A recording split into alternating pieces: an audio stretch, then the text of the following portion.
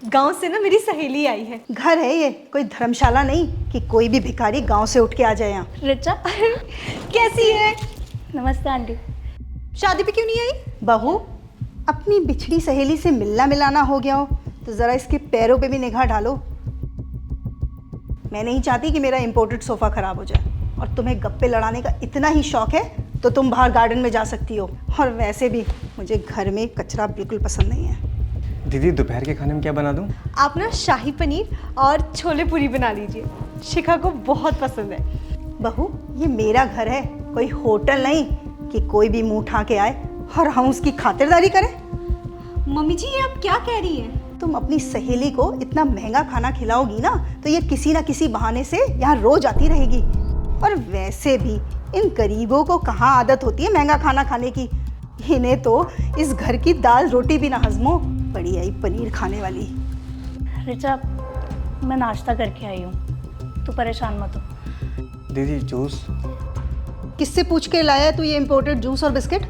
ये गरीबों का नाश्ता ना 5-10 रुपए के पैकेट में हो जाता है। मम्मी जी, ये मेरी सहेली है, आप इस तरह से इसकी बेइज्जती नहीं कर सकती हैं। बहुत अच्छे से जानती हूँ मैं इन गरीबों को।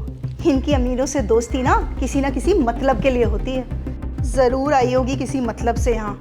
आंटी, वो रिचा ने बताया था कि जीजू की फैक्ट्री में। अच्छा, तो तुम अपनी सहेली से एहसान लेने आई हो ताकि वो तुम्हें फैक्ट्री में कोई काम दिला दे?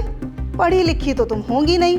कोई नहीं, वैसे भी हमारी फैक्ट्री में मजदूरों की कमी है। मैं रवि को बोलकर तुम्हें और तुम्हारे पति को कुछ काम दिलवा दूंगी। आंटी, आप गलत समझ रही हैं। मैं यहाँ काम मांगने नहीं आई हूँ, मैं तो यहाँ। ओह, तो तुम पैसे मांगने आई हो? कोई बात नहीं, हम इतनी चैरिटी करते रहते हैं, तुम्हारी भी मदद कर दूंगी। ऐसा कुछ नहीं है, शिखा मेरी बेस्ट फ्रेंड है। इसके और हमारे स्टेटस में जमीन आसमान का अंतर है। कहाँ ये गांव की गरीब और कहाँ तुम। बस मम्मी जी, बस बहुत सुन लिया हमने। कम से कम इस बात का लिहाज कर लिया होता है कि ये मेरी सहेली है। गांव से होने का मतलब ये नहीं है कि हर बंदा गरीब या गवार हो। शिखा इस शहर की फूड इंस्पेक्शन ऑफिसर है। क्या? पिछले हफ्ते मेरे पास खाने में मिलावट की कंप्लेंट आई थी। इत्तेफाक से उस फैक्ट्री के ओनर रिचा के हस्बैंड निकले।